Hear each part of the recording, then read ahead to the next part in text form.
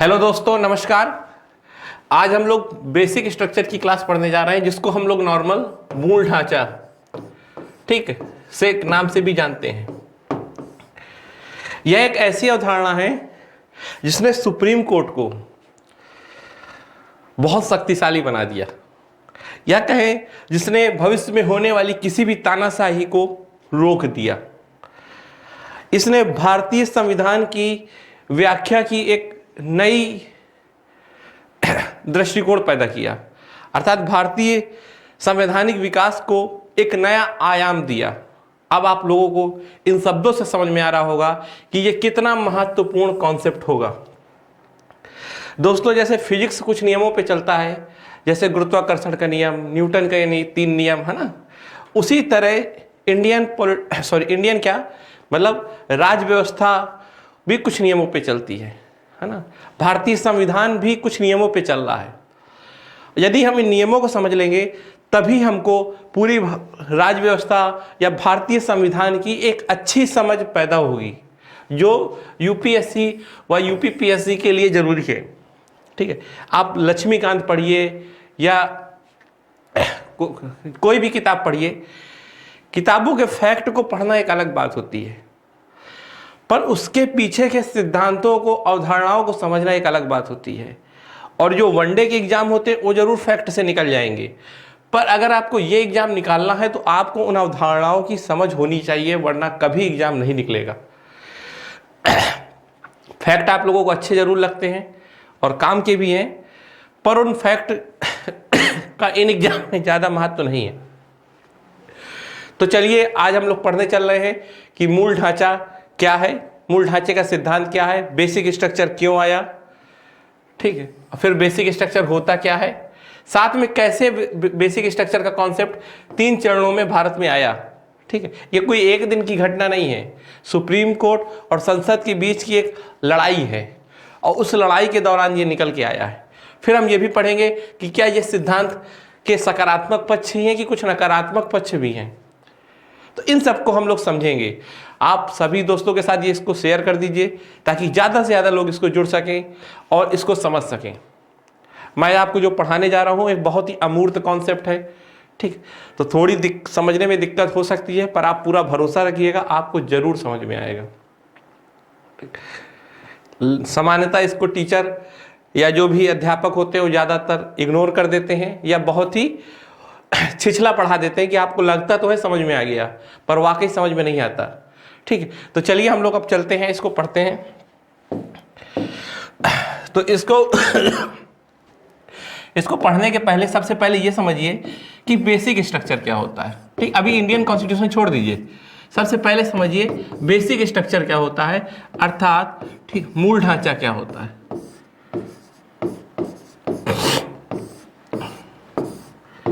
ठीक, सबसे पहले हमको ये समझना है कि मूल ढांचा या बेसिक स्ट्रक्चर किसे कहते हैं। ठीक है, तो चलिए इसको एक उदाहरण के माध्यम से समझते हैं। मान लीजिए हम किसी एक विश्वविद्यालय में गए, मान लो, ठीक, मान लो हम एक यूनिवर्सिटी में गए एडमिशन कराने। ठीक है,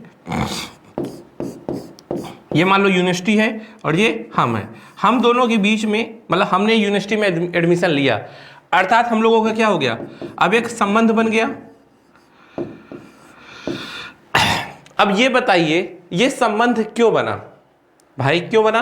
क्योंकि हम यहां क्या लेने गए हैं, शिक्षा, है ना।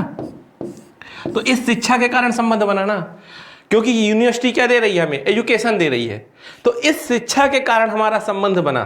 मेरी बात समझ में आ रही? ठीक, अब ये शिक्षा तो दे ही रहा है यूनिवर्सिटी, साथ में यूनिवर्सिटी हमें और भी चीजें सिखाता है, जैसे मान लीजिए लड़ाई करना भी सिखाएगा, नेता नगरी भी सिखाएगा, ठीक है, बच्चों को अन्य चीजें भी सिखा देता है ना, सब समझ ही रहे होंगे अब। ठीक, तो ये भी चीजें सिखाता है। ठीक, तो मान लीजिए कई चीजें और सिखाता है। ठीक, जैसे लिख देते हैं, ठीक है, नेतागिरी, ठीक है, लड़ाई करना, या कई चीजें सिखाता है। पर आप मुझे एक चीज ये बताइए कि हमारा और यूनिवर्सिटी का संबंध क्यों बना हुआ है? ये नेता नगरी के कारण, लड़ाई सिखाने के कारण, कि शिक्षा सिखाने के कारण, है ना, इसके कारण बना हुआ, शिक्षा के कारण। नेता नगरी रहे या ना रहे, लड़ाई रहे या ना रहे, ठीक है, उससे कोई प्रभाव नहीं पड़ता। हम यूनिवर्सिटी से क्यों जुड़े हैं? क्योंकि यूनिवर्सिटी शिक्षा दे रही है, और वो शिक्षा भी कैसे दे? ऐसे क्लास में दे जहाँ पर एसी लगी हो तो ठीक, ऐसी क्लास में दे जहाँ एसी ना लगी हो तो भी ठीक, गार्डन में बैठा के दे तो भी ठीक, है ना, क्लास की छत में बैठा के दे तो भी ठीक, अर्थात ये भी फर्क नहीं पड़ता। हमारा केवल संबंध है किसके कारण? शिक्षा के कारण। अर्थात हम यूनिवर्सिटी से जो जुड़े हैं वो केवल शिक्षा के कारण जुड़े। जैसे ही यूनिवर्सिटी शिक्षा देना बंद कर देगी, और फिर चाहे क्लास में एसी लगवाए, चाहे जितनी फैसिलिटी दे दे, हम उसको यूनिवर्सिटी नहीं कहेंगे और ना ही हम वहां पढ़ने जाएंगे। मेरी बात समझ में आई? अर्थात ना ही हम एडमिशन लेंगे, तो ये संबंध हमारा खत्म हो जाएगा। तो यहां आपको बात क्या समझ में आई? यहां आपको बात समझ में आई कि हमारे संबंध का आधार क्या है? शिक्षा, ठीक है, ना कि अन्य, ना कि अन्य गतिविधियां, ना कि अन्य गतिविधियां, ठीक। तो हमारा जो शिक्षा, जो हमारे संबंध का आधार है यूनिवर्सिटी से, वो ये शिक्षा है। आपको मेरी बात में समझ में आई? तो इसी को कहते हैं मूल ढांचा, ठीक, इसी को कहते हैं मूल ढांचा, ठीक है, यही है मूल ढांचा, ठीक। और इसको क्या कहेंगे? इसको कह देंगे बाह्य ढांचा। तो आपको बात समझ में आ गई कि संबंध किससे डिसाइड हो रहा है? मूल ढांचे से, है ना। यदि मूल ढांचे में कोई परिवर्तन आया तो भाई हमारा उस यूनिवर्सिटी से कोई संबंध नहीं रहेगा। अब आप समझ में आ गया हम यूनिवर्सिटी से क्यों जुड़े थे? मूल ढांचे के कारण, है ना। उसको यूनिवर्सिटी ही क्यों कहा जा रहा है? क्योंकि मूल ढांचे के कारण। तो ये बात समझ में आ गई। तो मुझे उम्मीद है कि अब आपको ये समझ में आ गया होगा कि मूल ढांचा क्या होता है, ठीक है। हम जिससे भी जुड़ते हैं उसके दो पहलू होते हैं, एक तो होता है मूल ढांचा, एक होता है बाह्य ढांचा। जैसे आप किसी से दोस्ती भी करते हो तो क्या होता है? दोस्ती का आधार क्या होता है? अपनापन, है ना, वही मूल ढांचा है। बाकी वो 4 व्हीलर में चल रहा हो या पैदल चल रहा हो, है ना, वो कितना भी पैसे वाला हो, कितना भी गरीब हो, इससे फर्क नहीं पड़ता। आपकी दोस्ती का संबंध क्या है? आपकी दोस्ती का संबंध है वो मूल ढांचा जिसके कारण आपने उससे दोस्ती की है, ठीक। तो आप समझिएगा बार बार, ये संबंध है और उसका आधार, ठीक है। ऐसे ही एक उदाहरण और लेते हैं। मान लीजिए, जैसे मान लो हम कोई मंदिर गए, मान लीजिए शिव मंदिर गए, ठीक है। अब शिव मंदिर में शिव जी की भी मूर्ति होगी और अन्य देवी देवताओं की भी मूर्ति होगी, लेकिन हमारा मंदिर जो गए या मंदिर से जो हमारा संबंध है वो किस कारण है? अब आप बताओ, जो मंदिर का संबंध है वो शिव जी के कारण है ना, तो यही होगा मूल ढांचा, ठीक है। और यही होगा हमारे संबंध का आधार, संबंध का आधार। जबकि जो अन्य मंदिर होंगे वो अन्य मंदिर, ठीक है, ये क्या हो गए? ये अन्य ढांचा मान लीजिए इसको, या बाह्य ढांचा, ठीक है। मैं आपको बहुत व्यवहारिक समझा रहा हूं, किसी किताब की भाषा नहीं है ये, किसी किताब में, किसी यूट्यूब चैनल पे कहीं नहीं मिलेगा, ठीक है। इसको इसलिए समझा रहा हूं कि आपको ये महसूस होने लगे ये कॉन्सेप्ट। तो ये हो गया बाह्य ढांचा, ठीक। और ये हमारे संबंध का आधार नहीं है, आधार नहीं है। अर्थात ये रहे या ना रहे हमें इससे फर्क नहीं पड़ेगा, हमें फर्क इस वाले पहलू से पड़ेगा। और ये पहलू अगर बदला, ये पहलू अगर बदला तो हमारा मंदिर से संबंध खत्म, है ना। तो वैसे ही आप एक चीज मुझे ये बता, एक और उदाहरण देखते हैं। अब आपको समझ में आ गया होगा कि ये क्या है। चलिए अब एक और उदाहरण देखते हैं। मान लो, जैसे मान लो शादी होती है, ठीक है, हिंदू विवाह में। अब शादी में जो 7 फेरे होते हैं वो क्या है? 7 फेरे एक प्रकार से क्या है? संबंध का आधार, है ना। अब इसको समझिएगा, वो 7 फेरे क्या है? एक प्रकार से समझौता, कि भाई नियम है वो 7 फेरे, है ना, रूल है। और नियम क्या है? वो हमारे संबंध का आधार है। बाकी अर्थात लड़के और लड़कियों के बीच में, लड़का और जो लड़की होते हैं उसके बीच में यही होता है ना कि 7 बातें बताई जाती है, 7 नियम बताए जाते हैं, इनको मानोगे तो रिश्ता भाई चलेगा, ऐसा होता है। और बाकी वो चाहे कैसे घर में रहे, कोई भी नौकरी करे, ठीक है, किसी भी स्थिति में रहे, कार से रहे या ना रहे, वो सब फर्क नहीं पड़ता। फर्क पड़ेगा ये 7 नियम। यही 7 नियम संबंध के आधार होंगे, है ना। माता पिता का अब सम्मान करना, ठीक, और यहाँ भी जाना, बताना, हर समय साथ देना, कुछ ऐसे ही होते हैं नियम, ठीक है, क्योंकि मुझे इसके बारे में ज़्यादा जानकारी नहीं है अभी, ठीक है। तो संबंध का आधार आप समझ गए क्या है, यही 7 नियम, इसी को बोलेंगे क्या, मूल ढांचा, ठीक। तो अब आपको ये समझ में आ गया होगा मूल ढांचा क्या होता है। चलिए अब इसको भारतीय संविधान से समझते हैं। संविधान क्या है, संविधान क्या है, संविधान राज्य और उसके नागरिकों के बीच में एक समझौता है, राज्य व नागरिकों के बीच में एक समझौता है ना, यही है। और इसमें क्या है, इसमें बेसिक नियम लिखे हुए हैं, है ना, मेरी बात समझ आना। इसमें संविधान में क्या लिखे हुए हैं, नियम लिखे हुए हैं, और नियम जो लिखे हैं वही राज्य का और नागरिकों के संबंध का आधार है। मेरी बात समझ में आ रही है आपको, ठीक। अब इसमें भी क्या है, 2 तरह के नियम हैं, ठीक। अब इसमें भी 2 तरह के नियम हैं। एक नियम है जो उसका बेसिक स्ट्रक्चर है, मूल ढांचा है, ठीक, जैसे लोकतंत्र, धर्मनिरपेक्षता, रूल ऑफ लॉ, संविधानवाद, ये सब क्या है, बेसिक स्ट्रक्चर। और कुछ उसके एक्सटर्नल स्ट्रक्चर होगा, बाह्य ढांचा होगा, है ना। तो अब मुझे आप ये बताइए कि संबंध का आधार क्या होता है, मूल ढांचा, है ना, और यदि उसमें परिवर्तन होता है तो फिर समस्या आती है, ठीक है। तो इसीलिए कहा जाता है कि संविधान का मूल ढांचा नहीं बदलना चाहिए, उसके बाह्य ढांचे में जरूर परिवर्तन आ सकता है। मेरी बात अब आपको समझ में आ गई, क्योंकि वही संविधान का कोर है, संविधान की पहचान उसी मूल ढांचे से है। जैसे मैं आप लोगों से कहूं कि हमको भारतीय कहा जाता है, कोई इंसान छत्तीसगढ़ में है उसको भी भारतीय कह रहे हैं, कोई अंडमान निकोबार में है उसको भी भारतीय कहा जा रहा है। क्यों, क्योंकि सबके अंदर कुछ ना कुछ वैल्यू होंगी जो सब में कॉमन है ना, जिसे हम कहते हैं संस्कृति, जैसे अतिथि देवो भव, वासुदेव कुटुंबकम। तो ये सब क्या है, यही हमारे भारतीय होने का आधार है। आपको बात समझ में आ रही, तो यही हमारे भारतीय होने का अधिकार है, और इसी कारण हम सब एक हैं। हम लोगों में अलग अलग कपड़े पहनते हैं, अलग अलग बोली बोलते हैं, अलग अलग भाषाएं हैं, तब भी हम सब भारतीय क्यों हैं, क्योंकि हम सब में कुछ वैल्यू है, कुछ संस्कृति है जो हम सब फॉलो करते हैं। यही सब हमको क्या है, एक धागे में पिरोए हुए है। तो इसी को कहते हैं मूल ढांचा। तो मुझे उम्मीद है कि आपको मूल ढांचा तो समझ में आ गया होगा, है ना।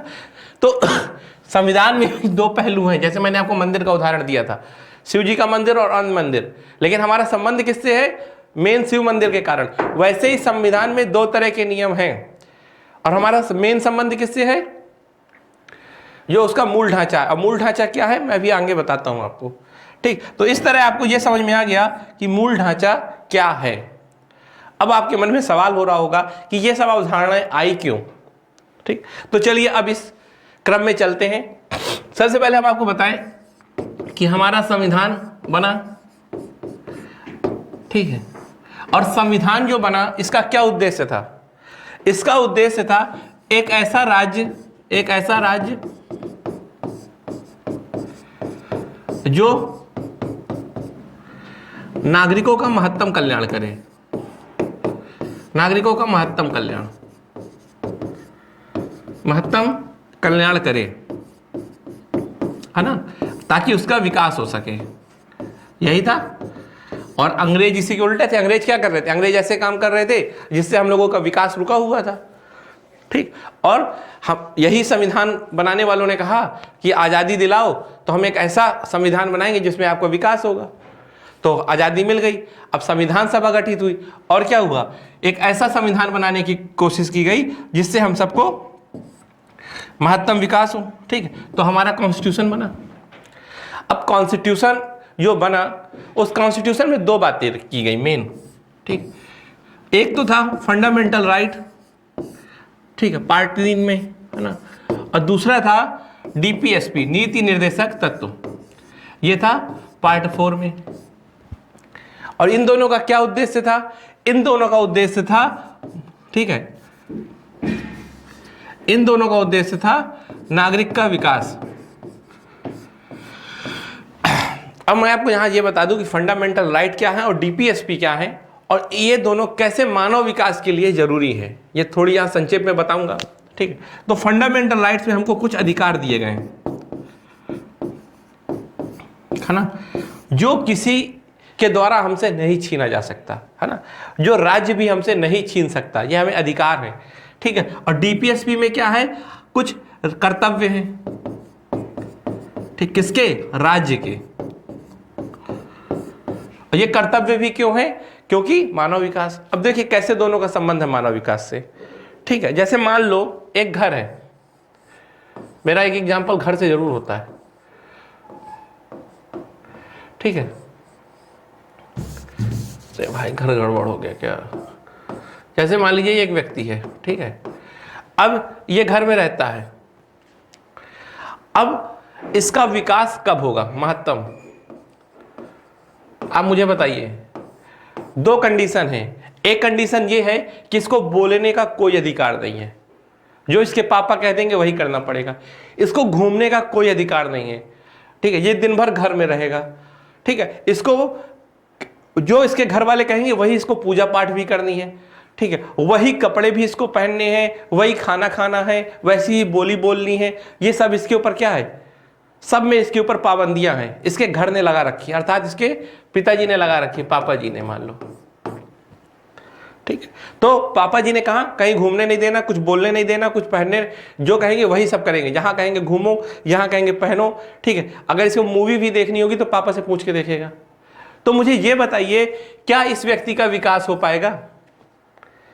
वही इसका एक दोस्त है, उसको घूमने की आजादी है, उसको बोलने की आजादी है, उसको अपने पसंद के कपड़े पहनने की आजादी है, तो उसका तो खूब विकास होगा, है ना। गलतियां करेगा तो सीखेगा भी, पर ये तो ना गलती करेगा ना सीखेगा, और कूप मंडूप, कुएं का मेढा बन के रह जाएगा, बेवकूफ टाइप का। तो विकास कब होता है किसी इंसान का?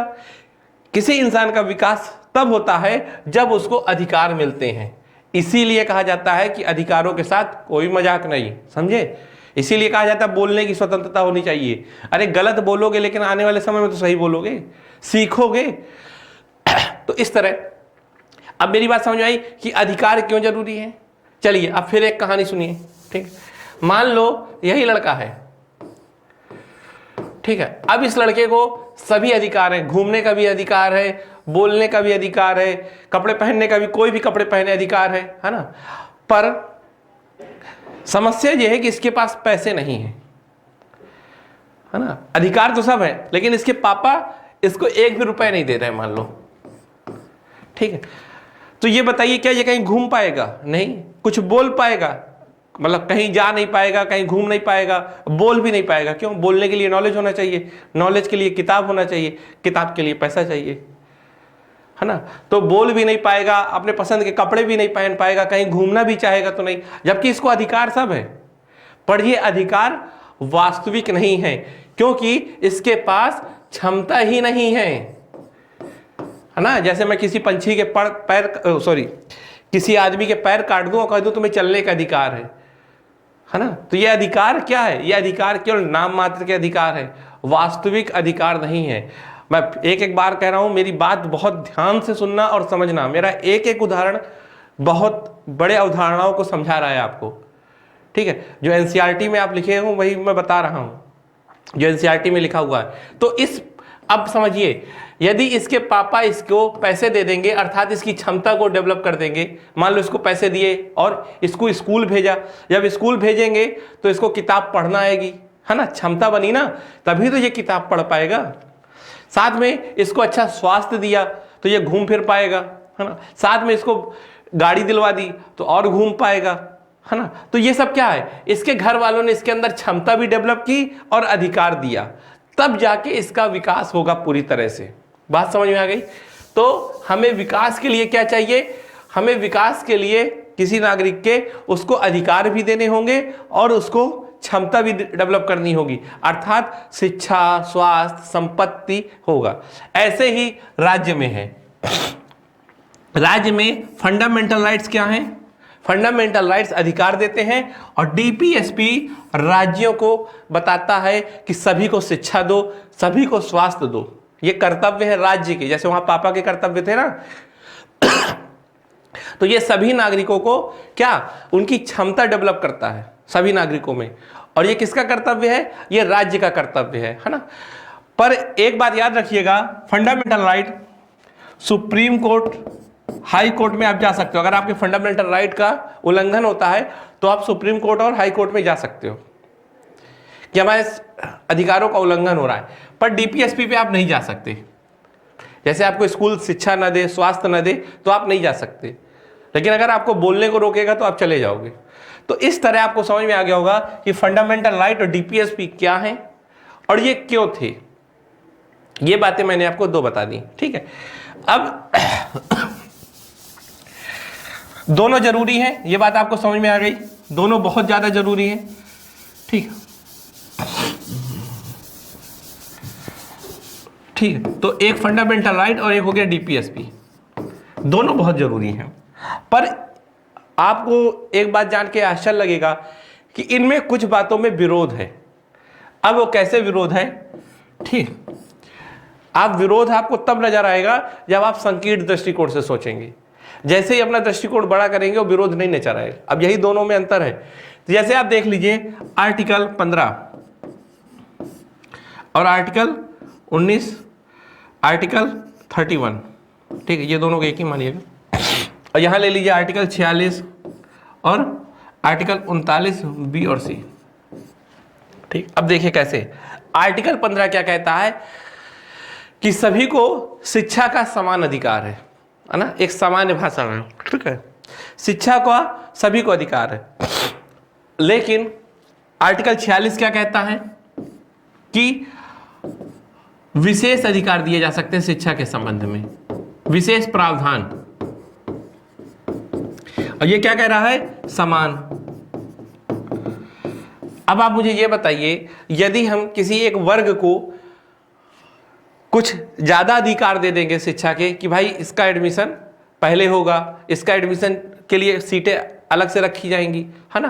तो यदि हम किसी विशेष वर्ग के लिए अलग प्रावधान कर देंगे जो कि 46 में कहा गया है, तो ये बताइए ये आर्टिकल तो खत्म हो गया ना 15।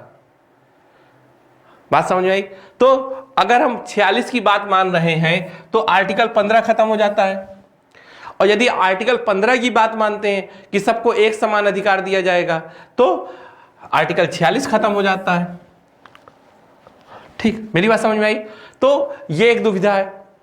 फिर अब देखिए आर्टिकल 19 में क्या कहा गया है और 31 में कहा गया है। 19 में कहा गया है कि आपको संपत्ति का मूल अधिकार है, अर्थात आपकी संपत्ति कोई नहीं छीन सकता। और 31 में कहा गया है कि संपत्ति अगर कोई छीनता है तो उसके लिए आपको क्या देनी पड़ेगी, क्षतिपूर्ति, है ना। मान लीजिए जैसे आपकी कोई जमीन ले रहा है तो जमीन की जो कीमत होगी वो देनी पड़ेगी। और साथ में यह भी कहा गया है कि जमीन केवल लोकहित के मामले में ही ली जा सकती है। जैसे ट्रेन चलवाने के लिए स्टेशन बनवाना हो, तब एयरपोर्ट बनवाना हो, हॉस्पिटल बनवाना हो, उस पर्पज से ही ली जा सकती है, लोकहित के संदर्भ में। मेरी बात समझ में आई, है ना। यदि किसी भी मतलब किसी को अपने लिए लेना हो तो नहीं ले सकता, मान लीजिए किसी को दान में करनी हो तो नहीं, कोई ऐसे मामले के लिए ही जमीन ली जा सकती है जो लोकहित हो, जिसमें सभी को यूज कर सकें, है ना। जैसे स्टेशन हो गया, स्कूल हो गया, ठीक। तो ये दो प्रावधान 31 में किए थे और 19 में अधिकार दिया था कि कोई ऐसे छीन नहीं सकता, छीनोगे तो सुप्रीम कोर्ट चले जाएंगे, ठीक। लेकिन 39 बी में क्या कहा गया है और सी में क्या कहा गया है कि संपत्ति का समान वितरण होगा, मतलब स्पष्ट इस तरह नहीं लिखा। उसने क्या कहा है कि संपत्ति को सभी लोगों को मिलना चाहिए, जो राज्य के संसाधन हैं उसको ऐसे वितरित करना चाहिए कि ज्यादा से ज्यादा समानता आ सके, ये लिखा है, ठीक है। जो उसमें शब्द लिखे मैं उसका इसेंस बता रहा हूं आपको कि 39 में ये लिखा है कि संपत्ति का ऐसा वितरण होना चाहिए जिससे ज्यादा से ज्यादा समानता आ सके। अब आप मुझे ये बताओ कि संपत्ति तो क्या है, संपत्ति निश्चित है, कोई कामधेनु गाय तो है नहीं कि जितनी बोलोगे संपत्ति आ जाएगी, है ना। तो संपत्ति बिल्कुल निश्चित है और किसी वर्ग के पास है और किसी वर्ग के पास नहीं है। जैसे जमींदारों के पास कई सौ एकड़ जमीन है और कई किसान ऐसे हैं जिनके पास एक भी जमीन नहीं है, पर जमीन तो अब उतनी है जितनी थी। तो क्या होगा, हमें जमीन छीन के देनी पड़ेगी और जैसे ही हम जमीन छीनेंगे तो इन आर्टिकल का उल्लंघन होगा और नहीं छीनेंगे तो इसका उल्लंघन होगा। तो ऐसी दुविधाएं आ गई। तो यहां तक आपको समझ में आ गया होगा। अब अगला कदम, अब भैया संविधान बन गया, सरकार आई, चुनाव हुए, ठीक है। अब सरकार क्या वादे करके आई थी, कुछ क्या वादे किए थे कि भूमि सुधार करेंगे, यही तो वादे किए थे सरकार ने। जब चुनाव लड़ा था तभी तो किसानों ने वोट दिया था और लोकतंत्र हुआ था, है ना। तो भूमि सुधार का वादा किया। क्यों किया? क्योंकि सामाजिक न्याय करेंगे। सामाजिक न्याय मतलब समाज के हर वर्ग का उत्थान, ठीक है। सामाजिक न्याय मतलब समाज के हर वर्ग का उत्थान करेंगे। अब सरकार जब आई, सरकार ने सामाजिक न्याय के लिए कार्य करना शुरू किया, मान लीजिए, ठीक है। तो सवाल क्या होता है, तो कानून बनाया होगा, है ना। और कानून बना के क्या जमींदारों से संपत्ति लेना चालू की होगी, जमींदार से संपत्ति लेना चालू की होगी। अब जब जमींदारों से संपत्ति ली गई, कानून बनाया, कानून का आधार क्या था, संविधान में जो लिखा था, क्या लिखा था, 39B और C, है ना। तो इस कानून का जो आधार क्या था, 39B और C मान लीजिए।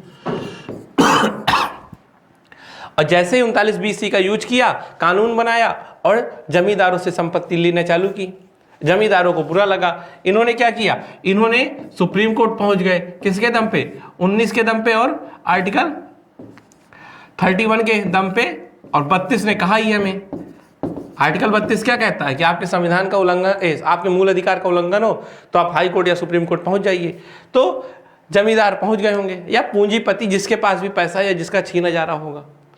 और इन्होंने क्या कहा, इन्होंने कहा कि हमारे फंडामेंटल राइट 19 और 31 का उल्लंघन हो रहा है, जिसके तहत हमें संपत्ति का अधिकार मिला था। सरकार ने कहा कि हमने डीपीएसपी को पूरा करने के लिए किया है। सुप्रीम कोर्ट में सुनवाई होगी। अब सुप्रीम कोर्ट पहुंचे ये लोग, ठीक है। अब सुप्रीम कोर्ट के पास गवर्नमेंट है और क्या है, अभी गवर्नमेंट, ये मान के चलो कि केंद्र सरकार, राज्य सरकार, है ना। ये कई जगह ऐसी घटनाएं हो रही थी, मैं उसको सामान्य रूप से समझा रहा हूं। और जहां मान लो सारे या तो आप पूंजीपति या जमींदार, ठीक। अब दो पक्ष हैं, मान लो एक है गवर्नमेंट, दूसरा जमींदार। अब गवर्नमेंट कहती है कि हमने आर्टिकल 39 को पूरा करने के लिए किया है, क्योंकि सुप्रीम कोर्ट किससे चेक कर रहा है, सुप्रीम कोर्ट क्या है, सुप्रीम कोर्ट एक ऐसी संस्था है जो देखेगी कि जितने भी कानून बने हैं क्या वो संविधान के अंतर्गत बने हैं कि नहीं बने, है ना। संविधान के अंतर्गत ही तो बने हैं, और यदि नहीं बने तो उसका शून्य हो जाएगा, अर्थात तो मान्य नहीं होंगे। ऐसी व्यवस्था है अपने भारत में, ठीक। अब 39B और C के तहत कहा गवर्नमेंट ने, लेकिन जमींदारों ने कहा कि हमें भी तो 19 के तहत और 31 के तहत मिला है। यदि 19 के तहत संपत्ति का अधिकार मिला है और साथ ही 31 के तहत यह भी मिला कि यदि हमारी संपत्ति छीनी जाए तो हमें क्षतिपूर्ति दी जाए। अब आपको ये तो पता है कि सरकार उस समय इतना पैसा तो नहीं रखती थी कि जमीन लेगी तो क्षतिपूर्ति देगी, जबकि उसको सामाजिक न्याय भी करना था क्योंकि उसने उसका वादा था। तो सुप्रीम कोर्ट ने कहा कि चलो बताओ, ये दिक्कत है दोनों को। तो सुप्रीम कोर्ट ने कहा उस समय कि भाई, अब सुप्रीम कोर्ट के लिए भी संविधान में वर्णन है, सुप्रीम कोर्ट को भी बताया गया है कि तुम्हें कैसे निर्णय देना है, और सुप्रीम कोर्ट को यह बताया गया है कि तुम्हें बस ये देखना है कि कोई भी जो कानून बना है वो कानून ने प्रक्रिया का पालन किया है कि नहीं है। अर्थात जो भी कानून है उसने प्रक्रिया का पालन किया है कि नहीं, है ना। विधि द्वारा स्थापित प्रक्रिया इसको बोलते हैं, विधि द्वारा स्थापित प्रक्रिया, ठीक। तो बस सुप्रीम कोर्ट को इतना कहा गया है, संविधान ने कहा है, आर्टिकल 21 में लिखा भी है कि विधि द्वारा स्थापित प्रक्रिया के तहत देखना है बस कि जो भी कानून बना है क्या उसने तय प्रक्रियाओं का नियम पूरा किया है। जैसे मान लो कहा है कि पुलिस में कानून राज्य बना सकता है, लेकिन अगर केंद्र बना देगा तो प्रक्रिया गलत हो गई। जैसे मान लो कहा कि कोई धन विधेयक है, मान लीजिए अभी राज्यसभा में पारित कर दिया पहले, फिर लोकसभा गया, तो ये गलत हो जाएगा। क्यों? क्योंकि विधि में क्या लिखा है, पहले लोकसभा में, है ना। तो विधि अर्थात प्रक्रिया, तो प्रक्रिया के तहत बस देखना है। तो सुप्रीम कोर्ट ने कहा कि भाई हमें ऐसे कहा गया है कि हमें किसी भी चीज का निर्णय या मूल्यांकन केवल यह देख के करना है कि प्रक्रिया पूरी हुई है कि नहीं। तो सुप्रीम कोर्ट ने कहा कि जब हमने इस तरह देखा तो हमने पाया कि सरकार ने जो भी कानून बनाए हैं उन्होंने उन 19 और 31 को उल्लंघन किया है। और आपको पता होना चाहिए कि सुप्रीम कोर्ट केवल इसके संबंध में न्याय कर सकता है, तुरंत निर्णय दे सकता है। इसके संदर्भ में तो सुप्रीम कोर्ट को कोई अधिकार है भी नहीं, है ना। अर्थात सुप्रीम कोर्ट को कहा गया, इसके संबंध में मेन पावर दिया गया कि आपको इसके संबंध में निर्णय देना ही देना है। तो सुप्रीम कोर्ट ने निर्णय दे दिया और कहा कि सरकार ने जो भी ऐसे कानून बनाए हैं कि जो जमींदारी ऐसे कोई भी कानून बनाएगा सरकार जिससे किसी की संपत्ति छीनी जा रही है और क्षतिपूर्ति नहीं दी जा रही और लोकहित के लिए नहीं है, तो कानून शून्य होगा। और ऐसे ही सरकार ने जो भी कोशिश की थी वो सब फेल हो गई। अब सरकार टेंशन में आ गई, है ना। और सुप्रीम कोर्ट ने किस आधार पर यह गलत कर दिया? क्योंकि संविधान में लिखा था, है ना। तो संविधान में क्या लिखा था? देखो आपको मैं बता दूं, संविधान में अगर आप भाषा समझोगे ना तो आपको ये लगेगा फंडामेंटल राइट ऊपर है, क्योंकि उसी के संबंध में तो सुप्रीम कोर्ट जाने का अधिकार है, तो पक्का फिर वही जरूरी है। तो सुप्रीम कोर्ट ने इन सब आधार पे निर्णय दे दिया। अब नेहरू जी तक बात पहुंची होगी, ठीक है। नेहरू जी परेशान, नेहरू जी समाजवादी थे, इन्हें तो लगता था कि गरीबी खत्म हो जाए, एक ऐसा आदर्श समाज बने जिसमें सबके पास समान संपत्ति हो। अब ये तनाव में आ गए।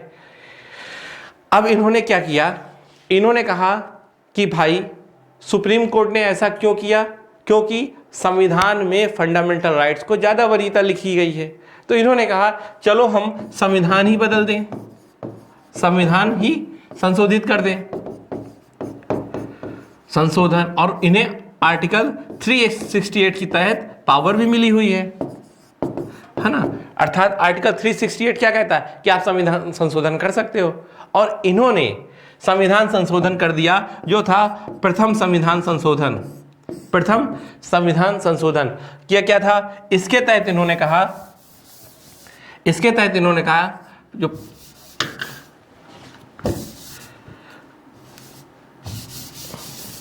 प्रथम संविधान संशोधन। अब प्रथम संविधान संशोधन में इन्होंने क्या किया? इन्होंने कहा कि 31 में 2 पार्ट जोड़ो, ए और बी, ठीक है, ए और बी जोड़ दो। और ए और बी क्या जोड़ा? ए में कहा गया कि यदि भूमि सुधार के लिए कानून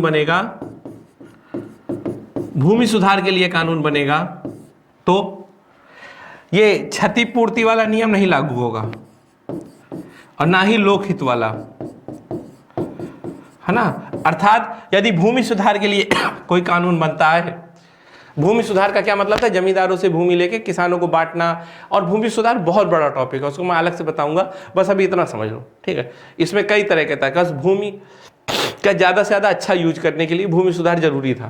तो एक प्रकार से भूमि लेके देना था। तो नेहरू जी ने यह लिख दिया संविधान में ही कि यदि भूमि सुधार के लिए लोगों से जमीन छीनी जाएगी तो उसमें आर्टिकल 31 काम नहीं करेगा।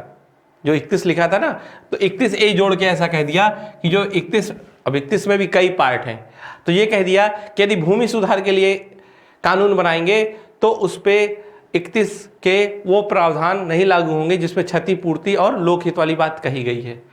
और बी में ये लिखा कि एक 9वीं अनुसूची बनेगी और उसमें जो कानून डाल दिया जाएगा तो उस कानून पर भी सुप्रीम कोर्ट कुछ नहीं बोलेगा। अर्थात संविधान पे ही ये बात लिख दी, नहीं 9वीं अनुसूची में जो बात भी डाल दी जाएगी सुप्रीम कोर्ट उसमें नहीं बोलेगा। अब क्या हुआ, नेहरू जी ने एक ऐसी कोशिश की कि सारा मामला ही खत्म हो, अर्थात अब भूमि सुधार के लिए जो काम होगा उसमें सुप्रीम कोर्ट की क्षमता शून्य। अब सुप्रीम कोर्ट के पास मैटर ही नहीं जाएगा क्योंकि संविधान में लिखा। तो इस तरह एक और संशोधन किया पहले में 15 4 पार्ट, 15 में आर्टिकल जो 15 उसमें चौथा पार्ट भी जोड़ दिया, यदि किसी विशेष वर्ग की शिक्षा के लिए विशेष प्रावधान किए जाएंगे तब उसमें आर्टिकल 15(1) नहीं लागू होगा।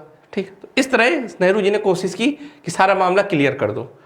तो अब पहली बार संविधान में संशोधन किया, और जो मैंने अभी पहले मैटर बताया था जिसमें सुप्रीम कोर्ट ने निर्णय दिया था, तो वो निर्णय किस पर था, कानून पे, कि वो कानून सही है कि गलत है ना। और सुप्रीम कोर्ट ने क्या कह दिया था, वो कानून गलत है।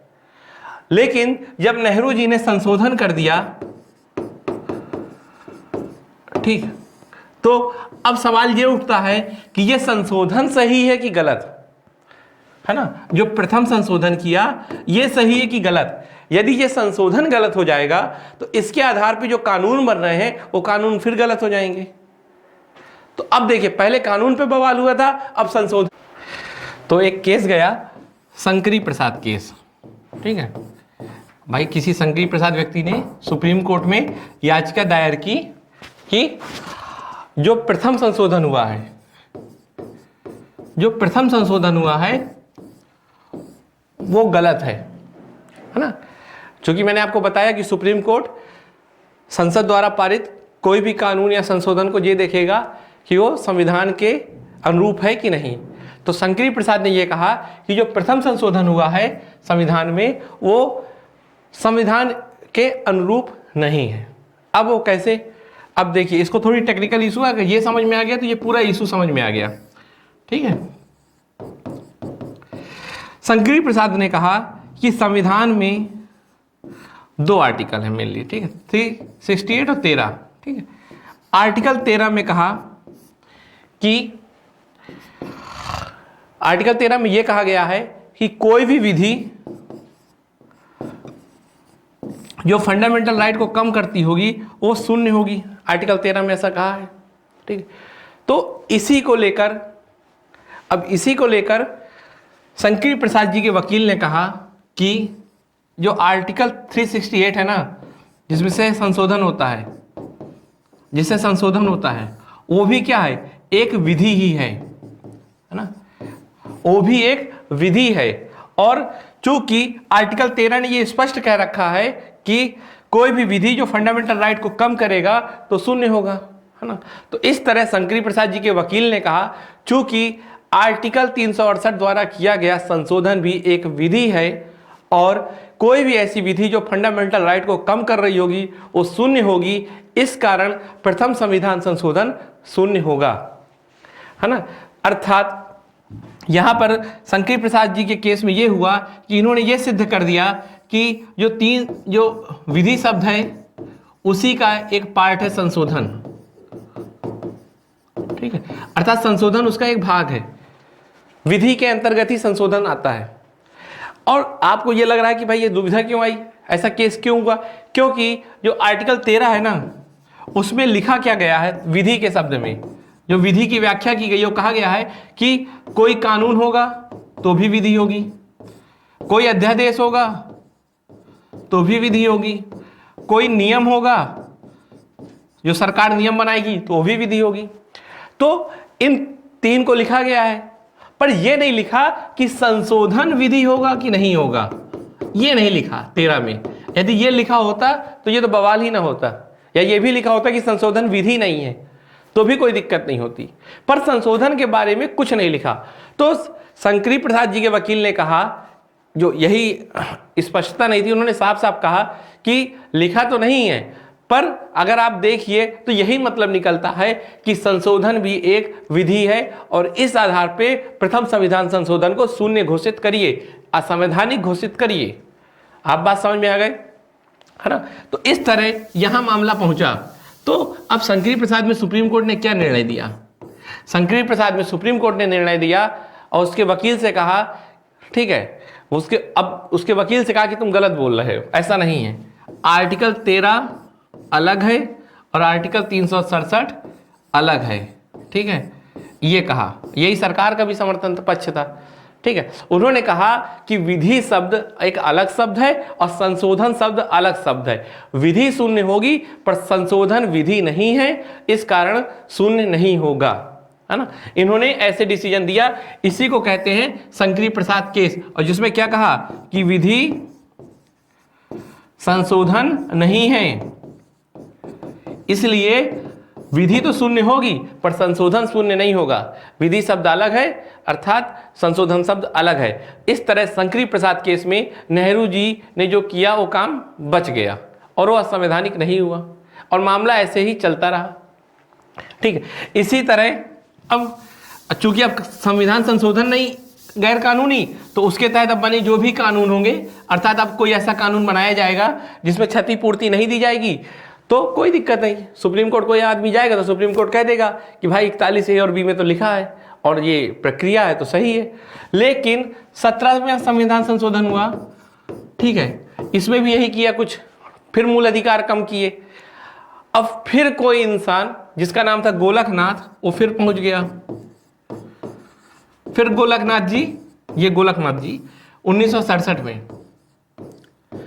ठीक है, 1967 में गोलकनाथ जी फिर पहुंच गए। कहां पहुंच गए? Supreme court. और उन्होंने फिर यही बात बोल दी कि जो आर्टिकल 13 है जिसमें विधि शब्द लिखा है उसके अंतर्गत ही आता है संशोधन, उसके अंतर्गत ही आता है संशोधन। इसलिए जो 17वां संशोधन हुआ है इसको शून्य घोषित करो। और आप देखिए कि यहां पर सुप्रीम कोर्ट ने अपना विचार बदल दिया और सुप्रीम कोर्ट ने कह दिया कि 13 के अंतर्गत ही आता है। ठीक, सुप्रीम कोर्ट ने अपना विचार बदल दिया और कहा कि जो 13 है, ठीक है, उसके अंतर्गत ही आता है 368। अर्थात जो विधि शब्द बोला है तो विधि का एक भाग है संशोधन। जैसे विधि के अंतर्गत कानून, अध्यादेश, ठीक है, नियम आ रहे हैं, वैसे ही संशोधन भी उसके अंतर्गत आएगा। और चूंकि कोई भी विधि जो फंडामेंटल राइट को कम करेगी वो शून्य होगा, इस तरह कह दिया कि यह भी शून्य होगा और टोटली पूरा दृष्टिकोण बदल दिया। अब कोई भी, जब ये संशोधन ही शून्य हो गया तो इसके तहत जो कानून बने होंगे वो भी शून्य हो जाएगा। ठीक है, अब ये हालत हो गई। ठीक है, इस तरह अब सरकार ने क्या किया, अब देखिए क्या क्या हुआ। मैं पहले वाला केस बताऊं, पहले वाले केस में जो सुप्रीम कोर्ट का निर्णय था उसने क्या किया, ये मान लो पहला सुप्रीम कोर्ट था, उसने, ठीक है, डीपीएसपी को उसने क्या, फंडामेंटल राइट को हल्का कर दिया और डीपीएसपी को भारी कर दिया भाई। क्योंकि अब सरकार ने क्या किया, सरकार ने धुआंधार काम किया, जमीन छीनी और देना चालू कर दी और कोई कानून के खिलाफ कोर्ट में जा नहीं सकता था। ये शंकरी प्रसाद के मामले में था। लेकिन गोलकनाथ के मामले में स्थिति क्या हुई, उल्टी हो गई। अब डीपीएसपी कम और फंडामेंटल राइट को ज्यादा वरीयता मिली, ये दोनों का अंतर था। ठीक, तो इस तरह स्थिति पूरी बदल गई। अब उसके बाद इंदिरा गांधी जी आती है 67 में ही। ठीक है, अब इंदिरा गांधी जी के समय यह स्थिति है, मतलब फंडामेंटल राइट पहले हैं और डीपीएसपी बाद में है। क्योंकि इंदिरा गांधी खुद को समाजवादी दिखाना चाह रही थी, है ना, और वो चाह रही थी कि भाई उनका माहौल भी बने। ठीक है, क्योंकि आपको पता होना चाहिए कि जब इंदिरा गांधी आई थी कांग्रेस, मतलब जब इंदिरा गांधी सक्रिय राजनीति में आई तो उनको ज़्यादा महत्व नहीं दिया। उनको ये समझा कि जो छोटी बच्ची है रहेगी चली जाएगी, और उस समय बहुत बड़े बड़े नेता थे, मोरारजी देसाई जैसे। ठीक है, तो इसको ज़्यादा महत्व नहीं मिला। लेकिन इंदिरा गांधी के अंदर ये बात थी कि उन्हें अपने आप को एक प्रमुख व्यक्तित्व के रूप में साबित करना था, अर्थात चुनाव भी जीतना था। तो उन्होंने क्या किया, उन्होंने गरीब तबके के नेता के रूप में खुद को स्थापित करने की कोशिश की, है ना, कि हम गरीबों के नेता हैं। इसीलिए आप देखो गरीबी हटाओ उनका एक नारा भी था। अब चूंकि गरीबों के नेता कैसे बनेंगे, जब ऐसा काम करेंगे जो गरीबों के हित का होगा, है ना। तो भूमि सुधार करो, क्योंकि भूमि सुधार तो जमींदारों के खिलाफ जाएगा और गरीबों के हित में। साथ में जो राजा थे उस समय, राजा थे, उनके खिलाफ काम करो। फिर ऐसी आर्थिक नीतियां बनाओ जो गरीबों के हित में हो, जैसे बैंकों का राष्ट्रीयकरण कर दो ताकि बैंक फिर सरकार के हिसाब से काम करे और गरीबों को सस्ता लोन दे, है ना। इस तरह के काम होने थे। अब इस संदर्भ में जब भी इंदिरा गांधी ने कदम उठाया तो जैसे ही कोई कदम उठाते थे, अर्थात भूमि सुधार की बात करें या बैंकों का राष्ट्रीयकरण की बात करें या राजाओं को मिलने वाली पेंशन की बात करें, है ना भाई, ये सब तो कम करेगी। ठीक है, इंदिरा गांधी का क्या अप्रोच रहेगा? इंदिरा गांधी जी का अप्रोच रहेगा कि राजाओं को जो पेंशन मिल रही है उसको बंद कर दो, भूमि सुधार करो, ठीक है, और बैंकों का नेशनलाइजेशन करो। तो ये अप्रोच अपनाना था। लेकिन एक सवाल ये उठता है कि ये सब आर्टिकल 19 और 31 का उल्लंघन था, आपको पता ही होना चाहिए। और जैसे ही उल्लंघन होगा, और चूंकि गोलकनाथ मामले में स्थिति बदल चुकी है ना, तो इंदिरा गांधी ये सब काम नहीं कर पाएंगी और इंदिरा गांधी जी के साथ समस्या आने लगी। फिर इंदिरा गांधी जी ने क्या कोशिश की कि रुको, फिर एक संशोधन करते हैं। ठीक है, इंदिरा गांधी जी ने कहा कि फिर उन्होंने 24वां संशोधन किया। इंदिरा गांधी जी ने कहा रुको, हम संशोधन करके फिर स्थिति बदल दे रहे हैं, अर्थात जो गोलकनाथ का मामला है ना उसको ही खत्म कर देते हैं, क्योंकि संविधान में जब स्पष्ट लिख देंगे कि क्या स्थिति है तो फिर सुप्रीम कोर्ट को कुछ बोलने को रह नहीं जाएगा। तो 24वां संविधान संशोधन कहा और उसमें 13 और 368 दोनों को संशोधित किया। और 368 और 13 में क्या लिखा? 13 में ले दिया कि जो भी संशोधन होगा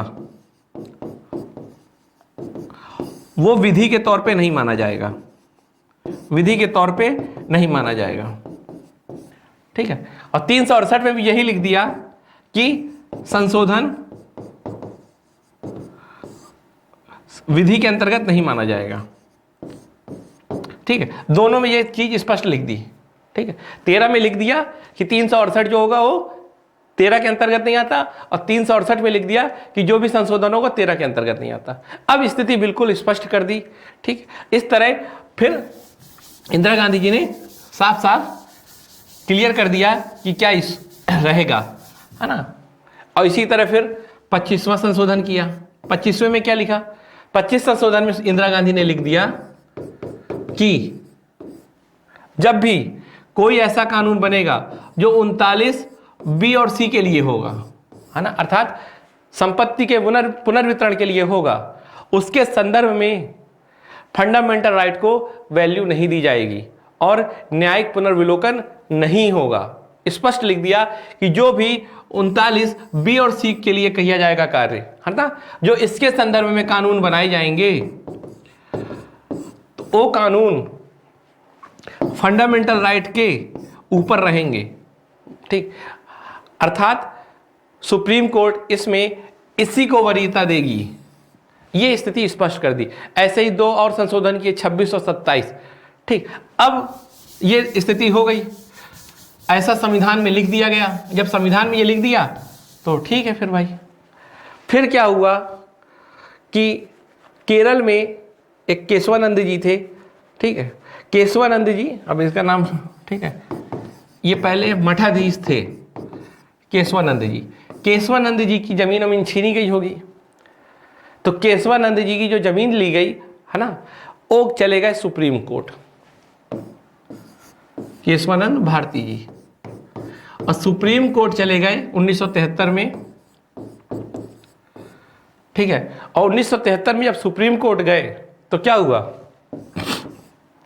इन्होंने कहा कि जो 24 है, जो 25 है, अर्थात जो संशोधन हुए हैं वो सब गलत है। अब ये भी वही कर रहे हैं, अगर संशोधन गलत हो जाएगा तो उसके आधार पे जो काम हुआ है वो भी गलत हो जाएगा। ठीक, तो इन्होंने कहा कि ये संशोधन गलत है। क्यों? क्योंकि 13 और 368 यही एंगल इन्होंने फिर फंसा दिया। अब इस मामले में सुप्रीम कोर्ट टेंशन में आ गई कि सुप्रीम कोर्ट ये कहती है कि भाई करें क्या, ये तो बवाल हमेशा होता ही रहेगा, है ना, आखिर किस चीज को समझा जाए, तो क्या किया जाए। ये सुप्रीम कोर्ट में फिर एक तनाव का माहौल आ गया। अब निर्णय भी देना था केशवानंद भारती केस में। ठीक है, तो सुप्रीम कोर्ट थोड़ी थोड़ी ये भी समझ गया कि सामाजिक न्याय भी जरूरी है अगर फंडामेंटल राइट जरूरी है ना। तो अब उसे लगा कि पूर्णता खत्म भी नहीं किया जा सकता 24, 25, 26 को, है ना, तो ऐसा क्या किया जाए। तो उन्होंने क्या किया, उन्होंने मूल ढांचे का कॉन्सेप्ट दिया, है ना। उन्होंने इसी निर्णय में इसी निर्णय में मूल ढांचे का विवरण आता है केशवानंद भारती जी के मामले में, इसीलिए यह केस सबसे महत्वपूर्ण एक केस के रूप में पहचाना जाता है। ठीक है, इसमें 13 जजों ने फैसला दिया था, 13 जजों की पीठ बनी थी। ठीक, क्योंकि संविधान में लिखा है कि कोई भी संवैधानिक मामला होगा उसमें 5 या उससे ज़्यादा की पीठ होगी। ठीक है, विषम संख्या में ही रहेगी। और अगर मान लीजिए किसी मामले में पहले निर्णय आ चुका है और फिर सुप्रीम कोर्ट को निर्णय अपना बदलना है, तो जो पहले की पीठ होगी उससे बड़ी होगी पीठ। तो जैसे कि गोलकनाथ में जो शायद 11 थे, तो उससे बड़ी ही होनी चाहिए पीठ, तो इसलिए अब 13 आए मामले।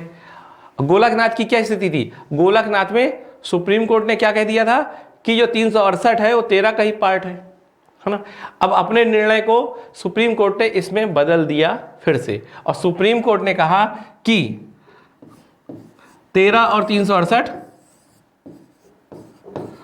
अलग हैं। अपना केस फिर बदल दिया और यह कहा कि आर्टिकल 24 संशोधन जो हुआ है, 24वां संशोधन, वो संवैधानिक है ना। अर्थात जो 24वां संशोधन है वो संवैधानिक है। सुप्रीम कोर्ट ने अपना यह निर्णय दिया है ना। तो अब आपको लग रहा होगा कि सुप्रीम कोर्ट ने तो सरकार के मन का कर दिया सब। ठीक है, लेकिन सुप्रीम कोर्ट के मन में एक सवाल यह भी था कि अगर मान लीजिए ऐसा दे दिया जाएगा कि ये अलग अलग हैं, तो सुप्रीम अर्थात 368 और 13 अलग हैं, तो फिर सरकार क्या करेगी? फिर सरकार संशोधन के नाम पे क्या करेगी? पूरे संविधान को ही बदल देगी। मेरी बात समझ में आ गई? इस तरह सरकार पे इस तरह ये हुआ कि पहले तो देखिए, पहले तो क्लियर कर दिया कि क्या कहते हैं, जो 24वां संविधान संशोधन है वो संवैधानिक है ना। तो इस तरह ये भी सवाल बना कि क्या कोई भी अगर बहुमत की सरकार आए तो फिर क्या करेगी? वो फिर पूरा संविधान ही संशोधित कर देगी। तो इस संदर्भ में, इस चिंता में उन्होंने मूल ढांचे का कॉन्सेप्ट दिया। इस संदर्भ में उन्होंने मूल ढांचे का कॉन्सेप्ट दिया और कहा कि सरकार कोई भी संविधान में संशोधन कर सकती है, पर सरकार संविधान के मूल ढांचे में कोई परिवर्तन नहीं कर सकती। ठीक, एक तरफ तो यह भी कह दिया कोर्ट ने, सुप्रीम कोर्ट ने, कि 13 और 368 अलग है, अर्थात अब सरकार जो भी संशोधन करेगी वो 13 के अंतर्गत नहीं आएगा, है ना। तो इससे यह भी निर्णय निकलता है, निष्कर्ष, कि अब सरकार कुछ भी बदल सकती है, अर्थात सरकार के पास अब असीमित शक्ति है। लेकिन जैसे ही ये मूल ढांचे का कॉन्सेप्ट आया, और इस कॉन्सेप्ट क्या कहता है कि सरकार कोई भी संशोधन कर सकती है। ठीक है, वो किसी भी मूल अधिकार को खत्म भी कर सकती है, कुछ भी कर सकती है, पर वो संविधान के मूल ढांचे को नहीं बदलना चाहिए।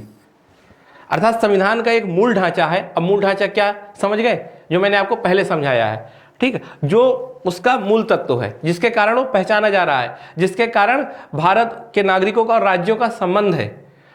समझ में आ रही बात? तो सुप्रीम कोर्ट ने यह कह दिया कि मूल ढांचा नहीं बदलना चाहिए। आप खूब परिवर्तन करो, बाह्य परिवर्तन कोई भी करो। अब इसको मंदिर से ही समझ लो कि भाई जो मेन मूर्ति है उसको ना बदलो, बाकी कुछ भी बदलो।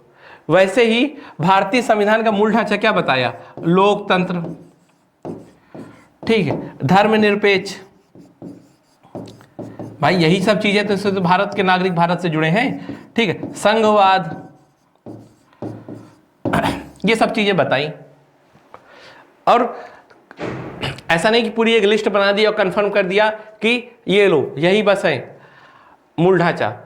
सुप्रीम कोर्ट हर बार अपने निर्णय में ये चीज स्पष्ट कर देता है कि क्या मूल ढांचा है और क्या नहीं है, और यदि जो चीज मूल ढांचे के अंतर्गत है तो उसको सरकार नहीं बदल पाएगी। अब देखिए इसका क्या मतलब, जैसे सरकार लोग कोई भी परिवर्तन कर सकती है संविधान में, पर ऐसा परिवर्तन नहीं करेगी जो संघवाद को कमजोर करे। तुरंत सुप्रीम कोर्ट उसको असंवैधानिक घोषित कर देगा। सरकार कोई भी परिवर्तन कर दे, लेकिन ऐसा परिवर्तन नहीं कर पाएगी जो लोकतंत्र को कमजोर करे। यदि करेगा कमजोर तो सुप्रीम कोर्ट उसको असंवैधानिक घोषित कर देगी। इस तरह अब आप देखिए केशवानंद भारती के संबंध में जो मूल ढांचे का कॉन्सेप्ट दिया, उसने क्या किया? उसने सरकार के तानाशाही प्रवृत्ति को रोक दिया। अर्थात कोई सरकार कितने भी बहुमत से आए, पर संविधान के मूल ढांचे को नहीं बदलेगी। अपने हिसाब से काम जरूर करे, ठीक है, लेकिन किसी भी तरह के से मूल ढांचे को नहीं बदल पाएगी, कोई कितनी भी बहुमत की सरकार आए। जैसे ही वो संशोधन करेगी और यदि संशोधन संविधान के मूल ढांचे को बदलना होगा तो सुप्रीम कोर्ट उसको असंवैधानिक घोषित कर देगी।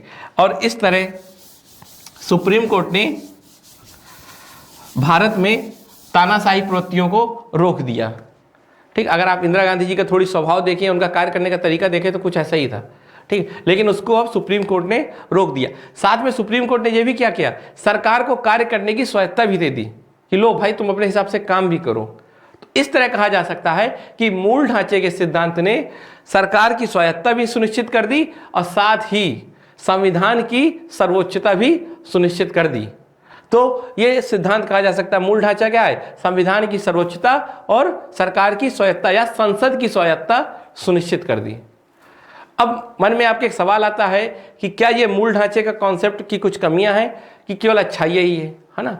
अब देखिए अच्छाइयां और कमियां, ठीक है, तो सबसे पहले हम देखते हैं इसका सकारात्मक पक्ष। तो सकारात्मक पक्ष क्या है, इसने संविधान में एक लचीलापन लाया। ठीक है, लचीलापन मतलब अब संविधान में आप परिवर्तन कर सकते हो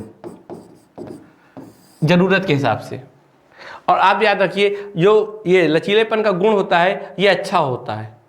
अब जैसे समझिए कि मान लो हमारी भारतीय संस्कृति है, आप देखिए भारतीय संस्कृति समय के साथ खुद को बदल भी रही है ना, अर्थात उसमें परिवर्तन भी हो रहा है। ठीक है, पर जो उसके मूल में था, अर्थात जो उसका मूल ढांचा था वो आज भी वैसे ही है।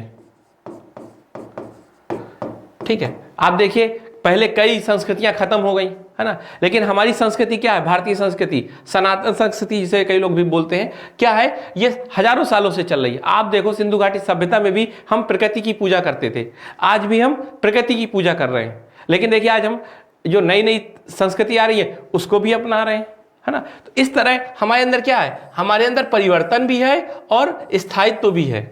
अर्थात मान लीजिए इंडियन कल्चर है तो जिसका कोर है, अगर ठीक है, जैसे मान लो यही कोर है, प्रकृति की पूजा, लोगों से अच्छी बात करना, सहिष्णुता, ठीक है, सर्वधर्म संभाव, वासुदेव कुटुंबकम, तो ये सब आज भी सेम ऐसे ही है। लेकिन बाहर चेंज आता रहता है ना। जैसे पहले लोग धोती कुर्ता पहनते थे, अब जींस टी शर्ट पहनते हैं। तो आप देखिए कि हमारी संस्कृति क्या है, परिवर्तित भी हो रही है, अर्थात जो अच्छी अच्छी चीजें हैं उसको एक्सेप्ट भी करती है और जो अपनी अच्छी चीजें हैं उसको बनाए भी रखती है। तो इस तरह आप देखिए कि भारतीय संस्कृति से समझ गए ना, वैसे ही हमारा संविधान क्या होगा, अब हमारा संविधान भी क्या होगा, अब हमारा संविधान भी क्या करेगा, परिवर्तन भी करेगा और स्थायित्व भी रखेगा। तो परिवर्तन प्लस स्थायित्व, ठीक है, क्लियर हो गया है ना। तो अब जो भी दुनिया में अच्छी चीजें होंगी उसको हम एक्सेप्ट कर लेंगे और जो हमारे पास अच्छी चीजें हैं हम उसको बनाए रखेंगे। तो इस तरह अब हमारे संविधान का और अच्छा विकास होगा। ये एक हो गई इसकी पहली खासियत। मूल ढांचे ने क्या किया, स्थायित्व और परिवर्तन दोनों को संतुलित किया, साथ में संविधान की सर्वोच्चता को और संसद की स्वायत्ता को भी संतुलित किया, है ना। अब किसी भी तरह की तानाशाही का कोई डर नहीं, कोई भी सरकार आ जाए, कितने भी बहुमत हो उसके, अगर वो संविधान में ऐसा संशोधन करती है जो उसके मूल ढांचे को बदलेगा तो क्या होगा, वो असंवैधानिक हो जाएगा, क्योंकि संविधान की पहचान उसके मूल ढांचे से ही है। हम सब भारतीय नागरिक, जो भारत के नागरिक हैं, वो मूल ढांचे के कारण हैं। तो ये सब आपको चीजें समझ में आ रही। अब इसका नुकसान क्या हुआ, अब इसका नुकसान क्या हुआ, निगेटिव पक्ष देखते हैं मूल ढांचे का। सबसे बड़ी बात यह है कि मूल ढांचा क्या है इसके बारे में कहीं स्पष्ट नहीं लिखा। जो सुप्रीम कोर्ट कह देगा वही मूल ढांचा माना जाएगा और सुप्रीम कोर्ट इस तरह क्या बन जाएगा, सुप्रीम कोर्ट क्या करेगा, इस तरह अपनी तानाशाही चलाएगा।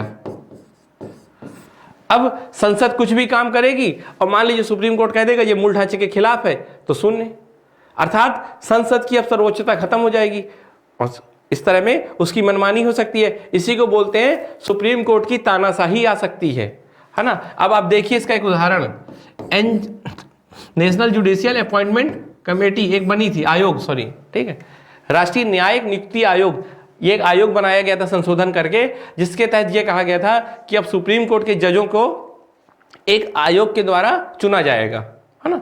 आप समझते ही हैं कि सुप्रीम कोर्ट के जजों का जो चुनाव होता है वो बड़ा गोपनीय प्रक्रिया से होता है, और गोपनीय मतलब कुछ नहीं पता कि सही है गलत, है ना।